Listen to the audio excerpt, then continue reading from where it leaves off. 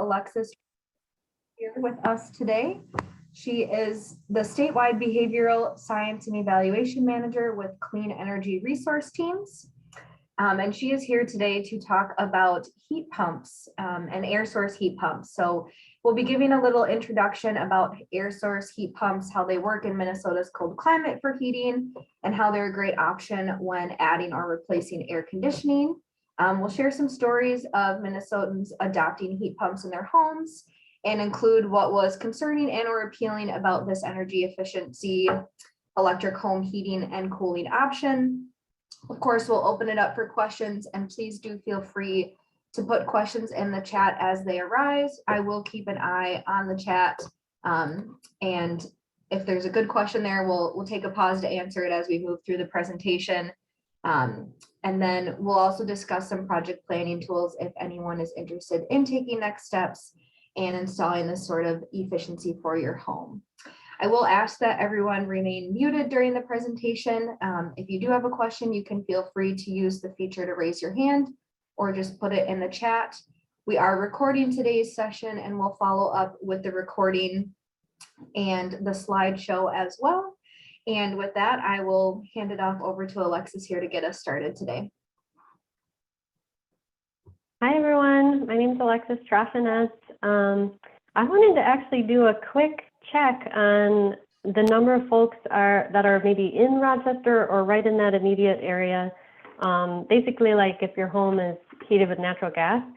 So maybe you can use the reactions button. You can try that out, and you can either clap or raise your hand or give a thumbs up if you're actually in the Rochester area and heating with natural gas, because there's many stories to tell in Minnesota, and I was curious to see if folks, I'm not seeing anybody with a thumbs up or hands up. Oh, there we go.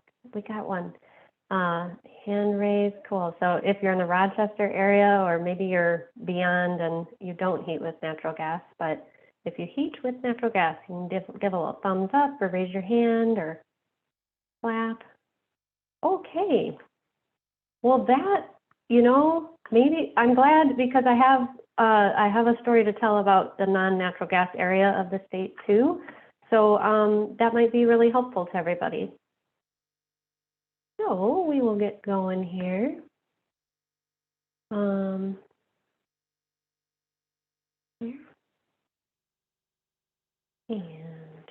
presentation. Here we go. So keeping cool, especially with yesterday's heat, but also warm because we're mostly cold most of the year with electric air source heat pumps. That's what we're covering today. And my team, CERTS, we love to connect people and their communities to resources they might need to identify and implement community-based clean energy projects. And for us, community-based means kind of with the community's input or driven from the community perspective, not necessarily community scale, but from the voice of the community. And then clean energy also means energy efficiency, renewable energy, saving energy or energy conservation, and renewable energy like solar, electric vehicles, and even energy storage, topics like that. And we do work statewide. We work, divvy up our work across the state in these 7 regions. So we have a regional coordinator for each region, and then we have a handful of us that sit in the metro but serve statewide, and I'm one of those folks. And we are a partner organization, which is kind of unique. And these are our 4 partners along the bottom of the slide here. U of M Extension at the Regional Sustainable Development Partnerships, the Great Plains Institute, a nonprofit, the Southwest Regional Development Commission, and then the state's energy office, which comes out of the Minnesota Department of Commerce Division of Energy Resources. And we really just try to help folks get projects done. We're all about action. We don't do policy or advocacy too much, but we meet people where they are and give them the resources they need to get projects done. So that can be hands-on assistance, practical steps, like educational information that you'll see today, and then learning opportunities like hosting events or storytelling, telling stories of other Minnesotans taking clean energy action in the state. That's a little bit about CERTs. Air source heat pumps, they go by many names. So we've got kind of this part in the center here with heat pump, mini split, and ductless. Those are some terms you may have heard. And then within those, there's even more, versions of the terminology that you might come across when we're talking about air source heat pumps. And there's already, there can be some confusion out there. It's like, oh, heat pumps, it has the word heat in it. It can provide cooling. Yes, it can. And then a lot of folks are getting to know mini splits as almost synonymous with air conditioning or cooling, mini splits, but that they can also provide the heating. Okay. And there are lots of benefits of using air source heat pumps for heating and cooling. And these come from not just, me and sourcing from research about heat pumps and how they work in Minnesota, but this is what we're hearing from Minnesotans who have adopted it. And you'll hear a lot of this when I get to the storytelling part of the presentation today. But that they offer a nice steady comfort, just very even, not a lot of fluctuations. Typically lower energy bills, especially when you're heating your home with delivered fuels like propane or relying on electricity to heat your home only, like electric baseboard heat. They do offer dehumidification, and they're very quiet in their operation.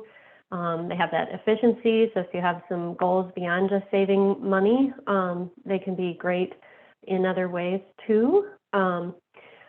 People love the utility rebates. It's a very high dollar amount typically rebated from utilities for this energy saving measure.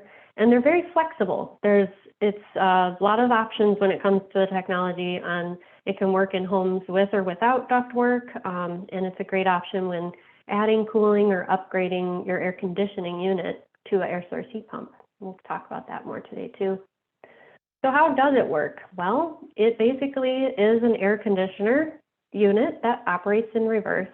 So it has compressors and such, just like an air conditioning unit does, but it has a reversing valve that lets it flow in the opposite direction in the different seasons. So, and it does efficiently heat and cool with electricity only. There's no, burning of a fuel to create heat like a forced air furnace has for propane or natural gas. And so really it's all about moving the heat versus making the heat. So it's harnessing heat in the winter from the outdoors and moving that into the indoors. And that's all it's always ever been doing during the cooling season, air conditioning units, grabbing that heat from inside your house and discharging it to the outdoors. And they do provide up to 3 times more energy, heat energy to a home than the electricity it uses. So that's almost mind-blowing, right? But you can $1 into a vending machine and something's wonderful about the vending machine that day, and $3 worth of snacks come out of the vending machine. I mean, that's kind of what we're talking about here with the heat pumps. It's because of those compressors and phase changes. It's basically moving, changing a gas to a liquid and back and forth to get that heat moved and exchanged. Okay, that's how they work. So why would we think about heat pumps in Minnesota? Now, we just came off of like a 90-degree day yesterday, and I am going to be talking a lot about heating, but they are great for cooling too. But you can see in Minnesota, we only have about 300 hours of our runtime in our homes of cooling needs, but we have 2,000 hours of heating needs. And then on this graph on the right here, this is kind of a breakdown of what a typical home in Minnesota uses its energy for. And over half, 55–60%, is used to heat and cool homes in Minnesota. Of our total energy bill for the year, more than half of it is going to just space heating and cooling. So the choices we make for efficient heating are really important. And that's why we're looking at heat pumps more and more for Minnesota, especially as the technology has advanced and it's able to perform in our cold winters. Another aspect I wanted to bring up today is Minnesota has energy saving goals. In the past, it was 1.5% pretty universally for electric and natural gas utilities. And that may sound small, but year after year, if we're always shaving off 1.5% of the amount we're using in total, it really adds up over time. And last year, the ECOAC adjusted those energy savings a little higher for some, a little lower for others. So it's still in the neighborhood of 1.5%. But the point is, they're always looking for, well, how are we going to meet that 1.5% energy savings? How are we going to get there? Can we actually still do it? And so back in 2018, 2019, they performed this study that looked over this decade, the 2020 to 2029 time period. And we're looking for, well, what are going to be those, they call them measures, but what are going to be the energy efficiency things we can do to save enough energy to meet that 1.5%. And sure enough, 2 out of the top 5 ways in the residential sector to save energy and meet that 1.5% is air source heat pumps. Both the mini split is this one to the far left, and then the ducted version. And we'll talk about that more, but it's going to make up over 20% total of all of the residential sector savings that we think we can achieve in this decade. So that's very exciting. And like I was saying, this technology has come a long way, and that's why we're hearing about it a lot more right now. And it can perform well in Minnesota. Probably about 30 years ago, there was a big wave in the cooperative electric utility territory to install air source heat pumps, and it was for cooling at that time mostly, but they also recognized already in that delivered fuel territory the opportunity to save some on heating in the what we call the shoulder seasons, those more mild, cool days in the spring and fall. But now the technology has come along that you can get air source heat pumps that are specified for a cold climate.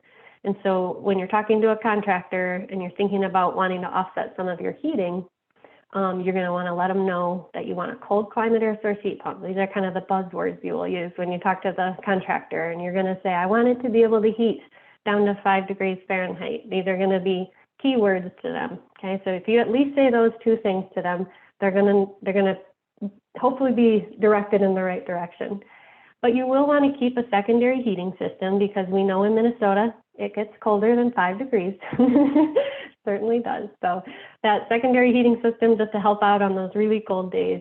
But it really is able to heat efficiently down to 5. And if you really want to impress your contractors, you will get this slide deck afterwards. These are the other very technical buzzwords you can say to your contractor, that you want it to be on the NEEP qualified product list. You want it to have a variable compressor. You want it to have a COP of 1.75. And this bottom bullet is pretty critical, that you want it to be sized, the right size, those tons that air conditioning and heat pump units come in to meet 100% of your home's heating needs when it's very cold out, less than 10 degrees. Okay, so, but this is really technical. I'm not going to go down that rabbit hole too much. So again, so how do heat pumps work in Minnesota's winters? I talked about how heat pumps are just moving heat. They're harnessing heat from the outdoors in the winter, and they're bringing it into your house, right? Because where else would they be getting heat from? Well, even cold air has heat to give. And when it's, 10 degrees outside and we think that's cold, we know it can always be colder at 0 degrees. And the difference between 10 and 0 is heat. It doesn't feel like it to us, but when you're talking about compressors and everything, that's where it's coming from, okay? And so, yeah, that's like I'm talking about, the outdoor compressors are helping to move that heat into the home. And heat pumps, especially like I've already been saying, in areas where we have a lot of electric heating for homes, that's in dark blue on the lower left graph. And on the right, the darker the blue, it's the more delivered fuels. And, so heat pumps are particularly prime for northern Minnesota because it's absolutely going to make economic sense in these homes. All right, so I'm going to show you just a basic, you know, when you've got electric resistance baseboard heat as your primary heating and you implement a cold climate air source heat pump, you could save up to 55% on those bills that were going for heating, you know, prior to the heat pump.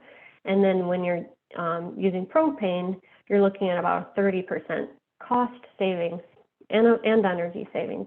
It's kind of one-to-one in this world. Here's some more modeling efforts from the Center for Energy and Environment, and it comes out of this Minnesota Air Source Heat Pump Collaborative. And I'm just showing an example from up in Cook County, Minnesota. So it's up in that northern Minnesota territory, because I'm also going to show you for Rochester too in a minute here. But, and it's a little bit of a complicated graph, but if we kind of simplify it and just look, okay, on the far left, we've got the baseline system, which is a furnace and an air conditioner, let's say, and that furnace is being fueled by propane. And then on the far right, we want to go to an all-electric home. You can see there's definite cost savings there. And then this middle area is talking about different savings you could expect if you were to use that heat pump at different switchover temps over the year. So basically a switchover temperature is, you know, at 45 degrees on the far right, the air source heat pump is not relied on as much, and the propane furnace is more relied on. In this far left, the air source heat pump is more relied on all the way down to 5 degrees. And so that has the greatest savings there. Okay, so definite cost savings in that electric and propane world, right?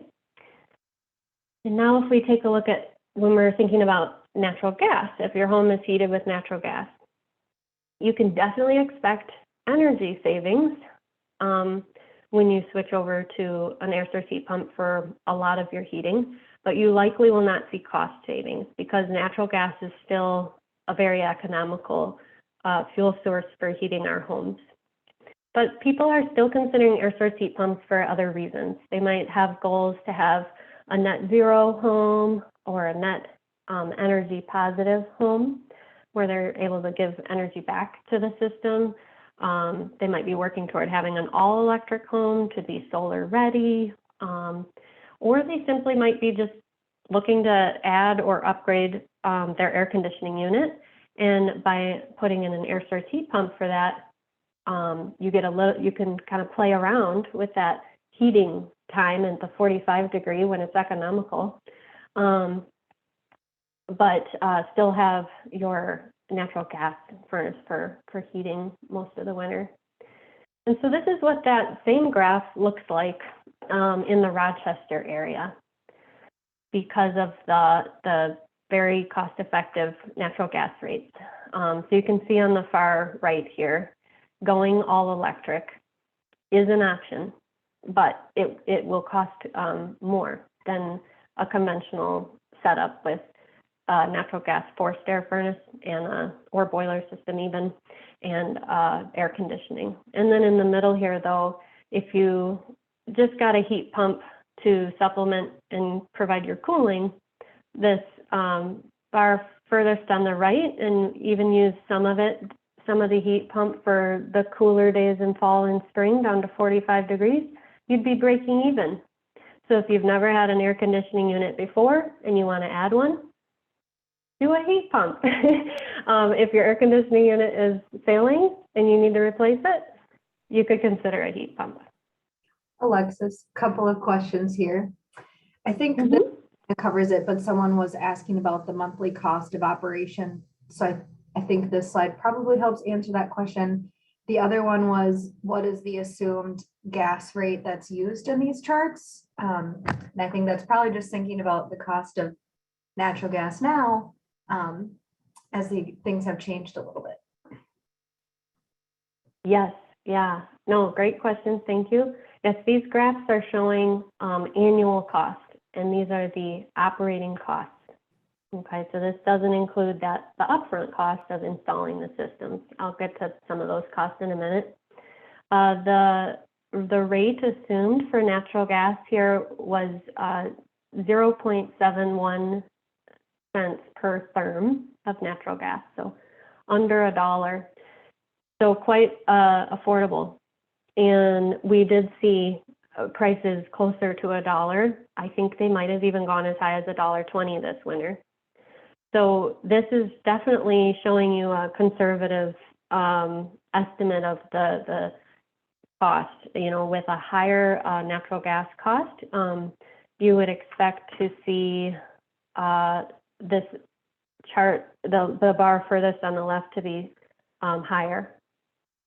And then that might make, you know, being able to use it a few degrees colder. But overall, it's still just so much more affordable than heating with electricity, even with the efficiency of heat pumps, that, you know, you might have other reasons other than just cost for going with the heat pump into natural gas territory. For heating, I would definitely go with one for cooling. Would you And take a a little bit, question on this chart? yeah, absolutely.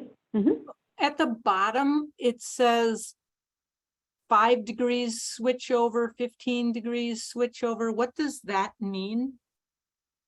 Yep, I'll cover that here again. So that means let's just play around with this 45-degree switchover temperature. That means when the outside air temperature is 45 degrees, when it's above 45 degrees, it would be economical or just breaking even to use the heat pump for heating your home. Now that's a different story for Cook County. You know, this is just for the Rochester area. Trying to go back here. You know, for Cook County, it gets, you know, cheaper and cheaper.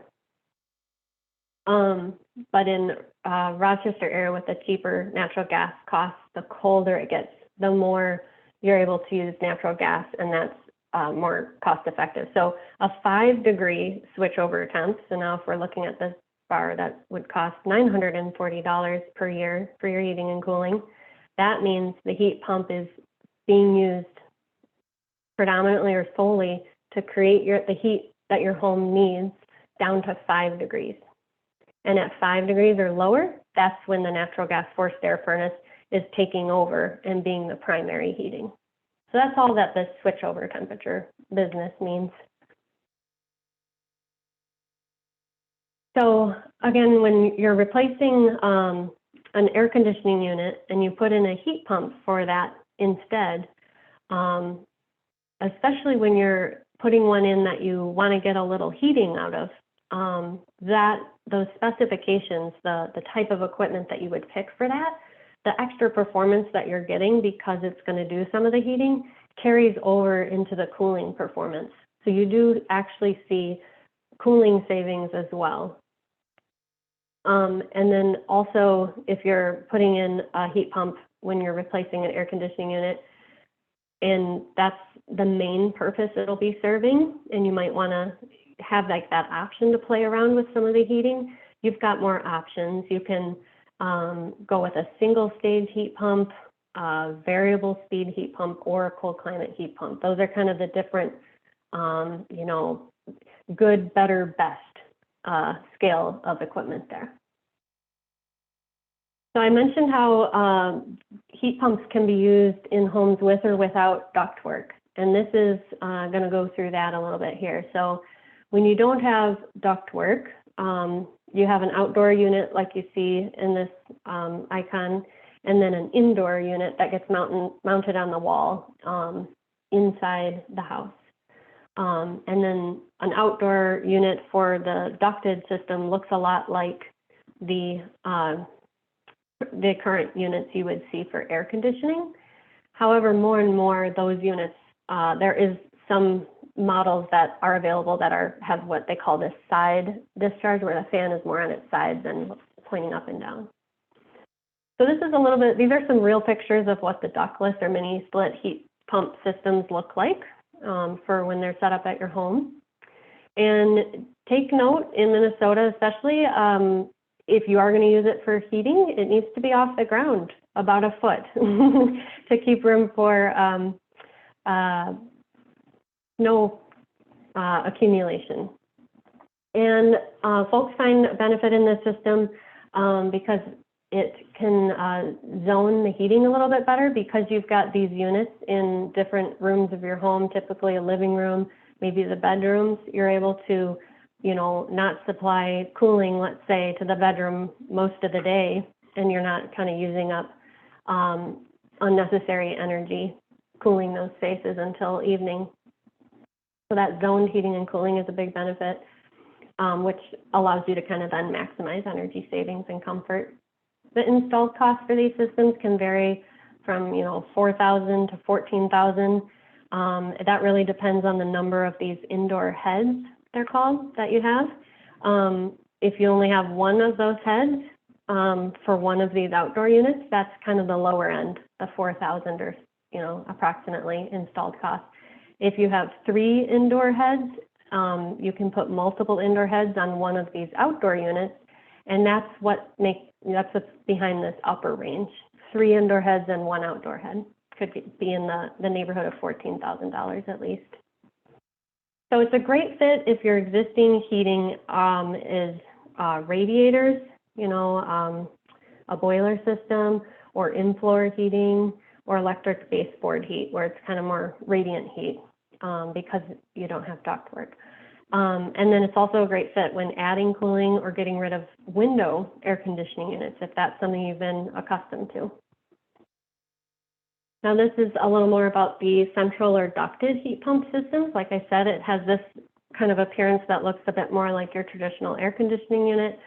And some are now available in a model that are on the side, like that with the fan going sideways. And it does utilize the indoor furnace's fan. You know, it just pipes in to that area, and the furnace's fan helps with the air circulation in your home. And this installed cost is more in the neighborhood of $6,000 to $10,000. Great fit for forced air furnaces, and whenever you were maybe replacing your central AC unit or adding AC for the first time. So CERTS has a little guide that talks a lot about what I've just been sharing, and about to share some more, just to kind of keep it all straight. So you're happy to, you know, find that on our website if you'd like. As I mentioned, we love telling stories about Minnesotans doing clean energy action. And in 2021, we probably put about almost 160 stories or new posts out on our website. And the second and third most popular stories featured in all of 2021 were about these 2 families adopting heat pumps in their homes. So certainly in Minnesota, the heat pump conversation is here. Everyone's interested in it and thinking about it. So we're very excited about this. These are a couple of the stories we have featured. So this one is up in Minnesota Power territory, up just south of Duluth, or outside of Duluth. And they had a variety of heating systems, electric radiant heat and backup propane and wood burning stoves, and no air conditioning. And it's getting hotter and hotter up north, so they wanted to add air conditioning.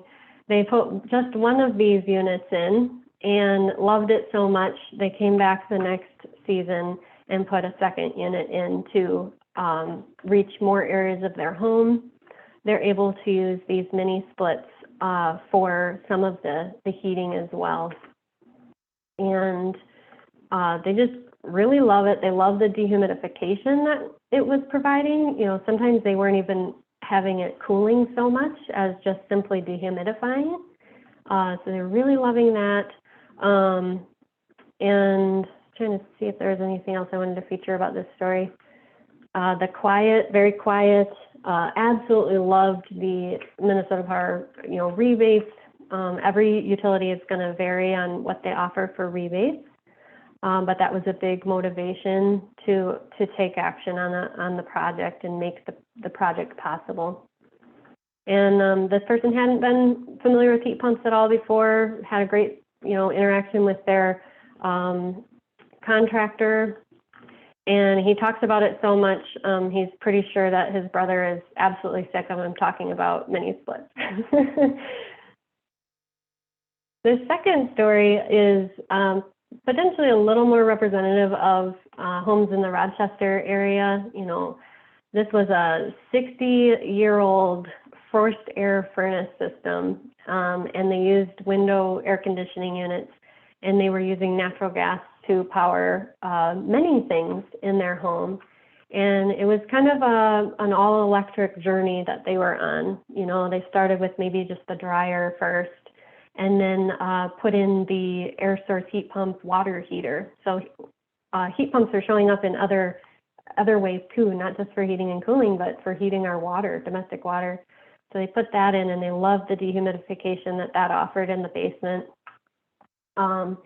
And just bit by bit kept going until they were able to cap the gas line, and they felt pretty proud of that. And the cost, you know, they got on a really great all electric heating rate with the electric utility, and they were seeing about $100 to $150 per month for their summer cooling bills, and maybe $200 to $300 per month for their winter heating bills. And this is, you know, just your average story and a half, 1,400 square foot home. Yeah, so they were very motivated by kind of climate motivation, 3 kids, and the future they're leaving their kids. That was kind of this family's motivation. And more, this electrified lifestyle is very appealing to folks, and that comes in a lot of different ways. That can be as simple as just, you know, using ceiling fans when you're present in the room to keep cool, having electric solar PV and storage in the home, an electric vehicle, induction cooktops is another thing you might hear about for an electrified lifestyle at home. So that's kind of fun to think about how the heat pumps fit into that broader picture. So just to kind of sum it up, and we're going to move into a couple other topics here related to what you see. You know, some folks get a little concerned about, oh, will I be able to find a contractor able to do this and with the right skills? And hopefully with what we share with you today, you'll feel equipped to go, you know, to be able to talk to contractors and make sure you're getting the one with a good fit for your home and your project. There's a little concern with the upfront costs, as is always the case when you're replacing home heating and cooling systems. None of it's cheap, but we need it. And sometimes it's only, you can think of it as only an incremental, slightly more cost. And it really is only slightly more when you're looking at the whole cost. Like if you were to go with a traditional air conditioning unit at the same level of efficiency, so that's a SEER, S-E-E-R is what you look for when you're getting an air conditioning unit, you might only see a difference of about $700 to $1,000 on an exact, you know, match of that to go with the heat pump. And it gives you that flexibility for future like natural gas price changes. So uncertainty of bill impacts is one, and that's something you can talk through with your contractor or use that comparison of heating cost tool that's available through the Air Source Heat Pump Collaborative. Tying multiple systems together with that mini split gets typically operated with a remote control, and then your furnace is still being operated with a wall thermostat. And so just kind of getting savvy about how to make sure those two work together well is something to learn about. And then electric panel capacity. So sometimes a really old home only has maybe a 60 amp panel in the wall with all the circuits, you know, that's what I'm talking about here. To go with a heat pump, or even when you add an air conditioning unit, like a central air conditioning unit, you might be approaching the maximum in a panel of that size. So you might need to be talking about an electric panel upgrade. And if you are at all at that point and you are thinking of an electrified lifestyle, make sure you bring that up early with your electrician contractor, because maybe going even bigger than you need at that particular moment for the heat pump is wise, so that you're ready to add those other electric items in your home. But what's appealing, people typically love the lower bills, and as I've already caveated, in the natural gas territory, you're not going to necessarily see lower bills when you're using it for heating, but you do see slightly lower bills on the air conditioning parts for the year, even or less.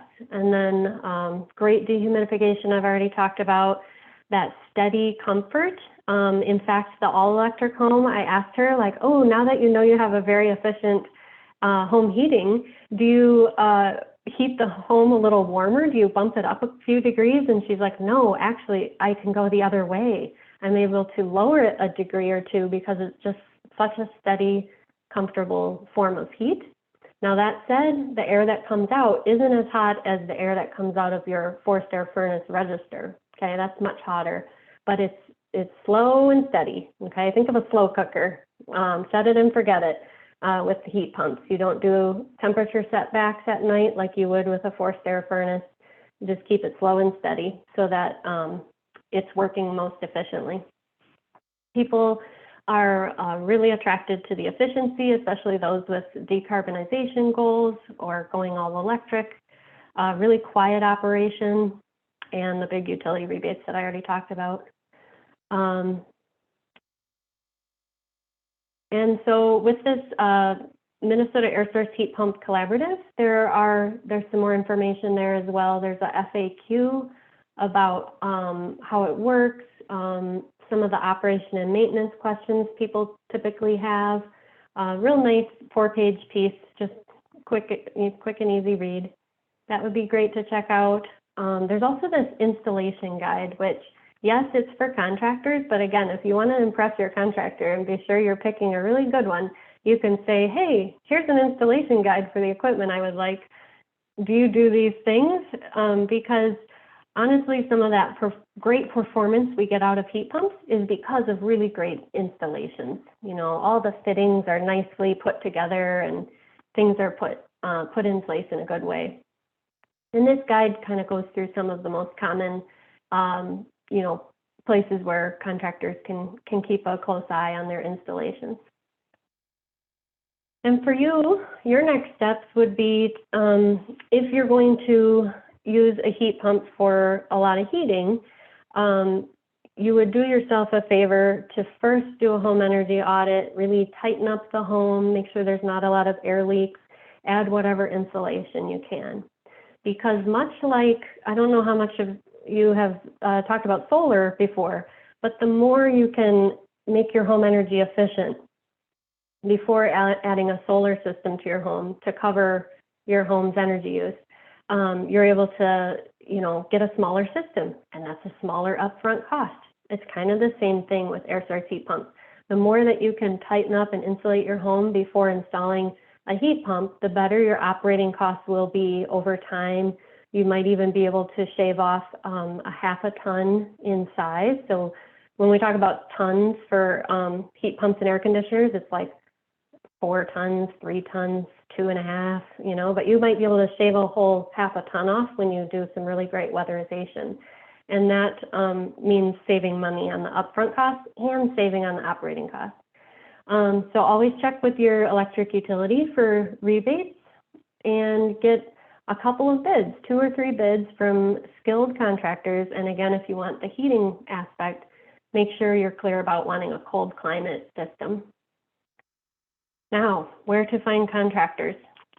The best place right now, top notch, is the Minnesota Air Source Heat Pump Collaborative's preferred contractor network. And it was recently launched, just launched this year. And it's a limited list, but I believe there is a contractor or 2 in the Rochester area and certainly kind of the southern Minnesota area. But these folks have gone through Minnesota-specific training. They've also had someone from the collaborative come out and look at one of their installations to be sure that it's done in a quality way. So they are, that's going to be your best bet. And if you don't see someone on there in your area, feel free to reach out to me. We have folks that are either in process of getting into the preferred contractor network, or we know of other contractors that have been in this space previously through the research projects and other activities. And then once you do get a hold of a contractor, just like you would with most hiring of, project help, you would check for the basic information of, do they have a state license for HVAC? Are they insured? How many years have they been in business? What's their experience, And then you might want to go further and ask, if you're going to use it for heating, what are your experience with cold climate heat pumps or heat pumps in general for doing the air conditioning part? If they have any references for other homes that they've installed that they'd like to share with you, that's all great. And if you are getting this, for heating in particular, but it really is good either way, if they can take a look at the heat load calculations or the ductwork and make sure that both of those are going to work really well with the new system you're putting in, that is gold. When I talk about good, better, best, that's the best, is if they're doing manual J calculations or manual D calculations. So those are buzzwords you can use with your contractor to get them in the right direction for you. And this is those websites again for the information I just shared. And that was all I wanted to share, and got some time still for more questions and discussion. And this is my email and work phone number here if you do need to talk more, one-on-one too. I'll just kind of toggle between these two slides for a little bit so folks can jot things down, and I will try to get them into the chat too. Thank you. We can also follow up with we'll follow up with the slides and everything too. We do have some questions in the chat here. One person is asking about pump water heater in a finished space, if it's worthwhile, if you have to heat the air in the finished room, but the heat pump then removes it. Yes, very savvy question there. And you were listening to all the technical information early on. Very, very good. It is harnessing heat from the air around an air source heat pump water heater. And so in Minnesota, the space that you would want to put them in is a space you condition a little less, like a basement area. Your garage would be too cold, probably, but maybe not actually. But we just don't do water heaters in our garages because if they fail, or the lines would freeze on the way to the house and everything. So lots of reasons to not put them in our garages in Minnesota. But slightly unconditioned space is better for air source heat pump water heaters. Oh, thanks, Lauren, for that other link. And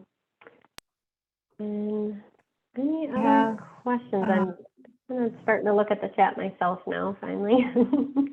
Yeah, the next question in the chat. So you keep your current natural gas forced air heating system as backup for the coldest days.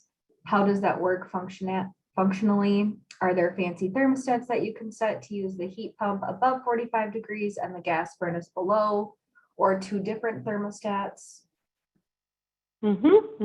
Great questions. So if you have a forced air natural gas furnace, you can definitely, and it's ducted, I'm assuming.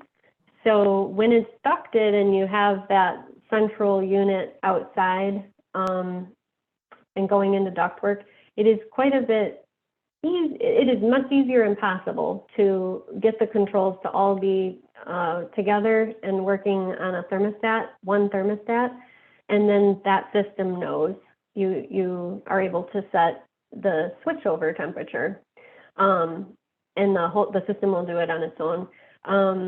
That said, compatibility is an issue or a thing to consider.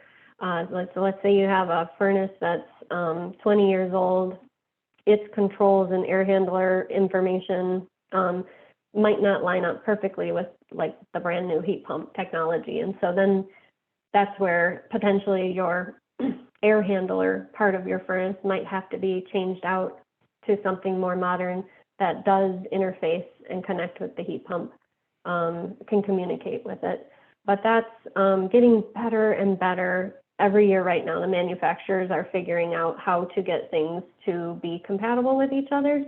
But it's, it's coming along on that front. And then if it's a mini split, like I said, that one you're typically running with like a remote control. Some of them do have wall thermostats, but you would typically set the baseboard, or not baseboard, but your other main heating in the home, like 4 degrees cooler than what you set your heat pump at during the time that you want the heat pump to be the primary heater. So then it'll be the one kicking on ahead of when the forced air furnace, let's say, kicks on. But again, in the Rochester area, if you have natural gas, you'd want to switch completely over to the natural gas furnace around 45 degrees outside. We do have questions rolling in. I think this is a follow-up one to the previous question about the water heaters. There's a couple water heater related ones. Are there any heat pump water heaters that have a remote heat pump unit that can be outdoors? I do not know of that yet. Okay. Can a cold climate heat pump assist a gas tankless water heater in any way, such as preheat the water?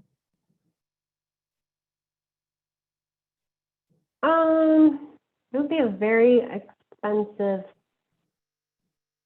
add-on, I would think, just for preheating, when it can do such a great job. Tankless gas water heater.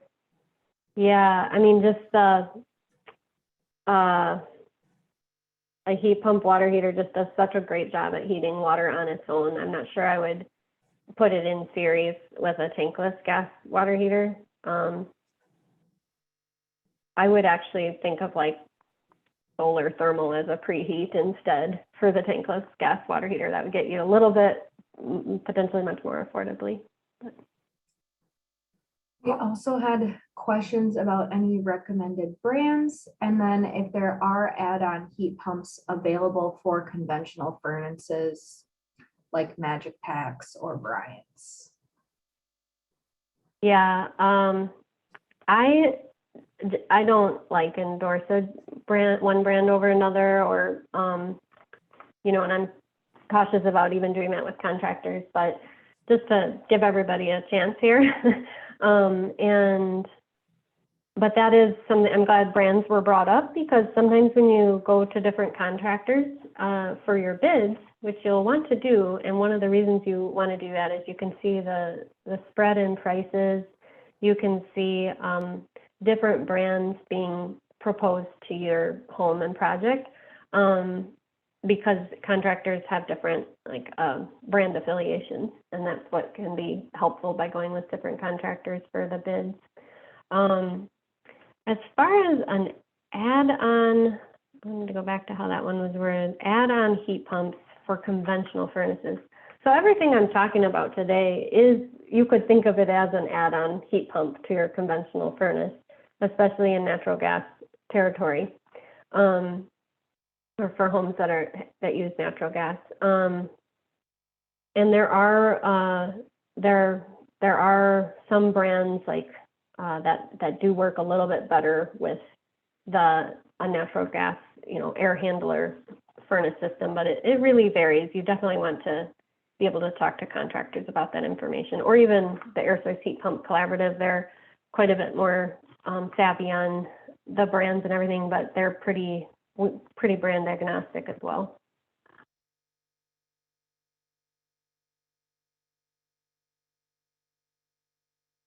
Thanks, Kevin. Yeah, those are some of the Mitsubishi, Bosch, Daikin are all very common, reputable brands that I'm seeing installed in Minnesota, and particularly like the cold climate heat pump level. There was one other question in here. Is it possible to run the refrigerant lines in the walls of the house rather than visible from the outside? That is a great question. I've always wondered that too. I think it obviously increases the installation cost and the trades you would need to bring in, more of a general contractor or builder kind of trade to go into your wall, but it isn't because it's not it's an insulated line too, so it's a couple, depending on how close you are to the outdoor unit, there may be 2 or 3 of those lines coming right off of the unit and then forking off as they need to the different indoor heads, you know, where those lines go. I wish I had I need to add a picture of this to the slide deck of how it looks on the outside of your house, because it sounds like this, Ben, you're familiar with what it looks like. The lines are kind of, look like rain gutters almost, going on the outside of your home to different points on the exterior wall to then cut in and join up with an indoor unit or head on the inside of the house. So depending on what's already in the space of the wall, insulation, what type of insulation, hopefully there is insulation. We would want insulation in there before doing a heat pump, and slinking rigid, because it's copper lines, rigid copper tubing into a wall space is not very doable. I do wonder, in a new construction setting, I do wonder if they put it inside the wall though.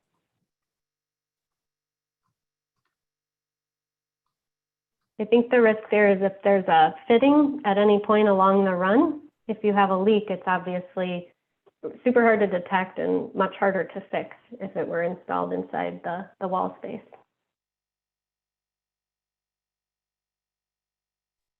Don't forget that condensate line too. That's usually the tougher part.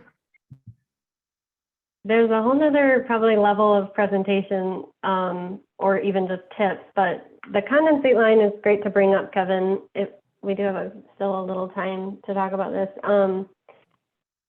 Once again, Minnesota, right? Really cold winters. And where that outdoor unit gets placed for either unit, the ducted kind or the ductless mini split, they're going to have a condensate line that needs to drip, and it's going to drip liquid water because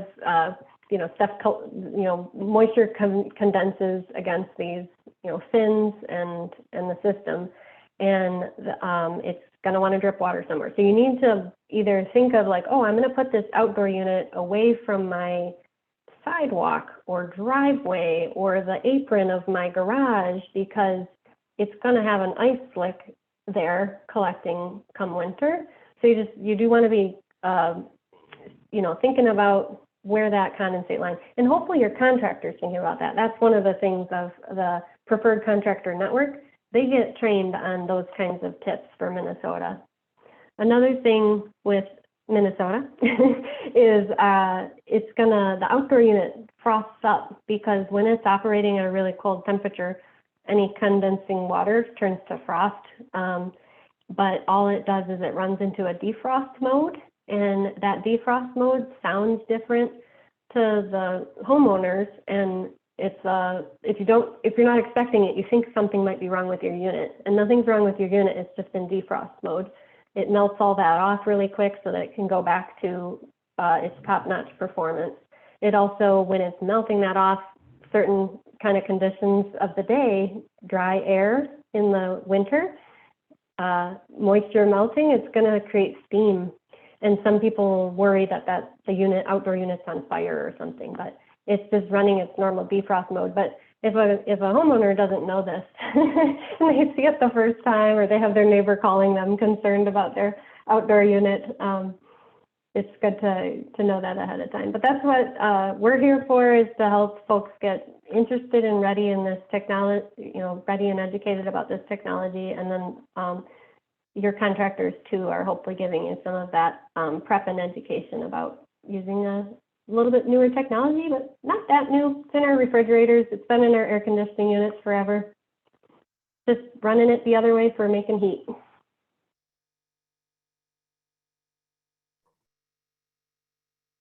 Any final questions from anyone? I don't see any more in the chat, but if there are any lingering.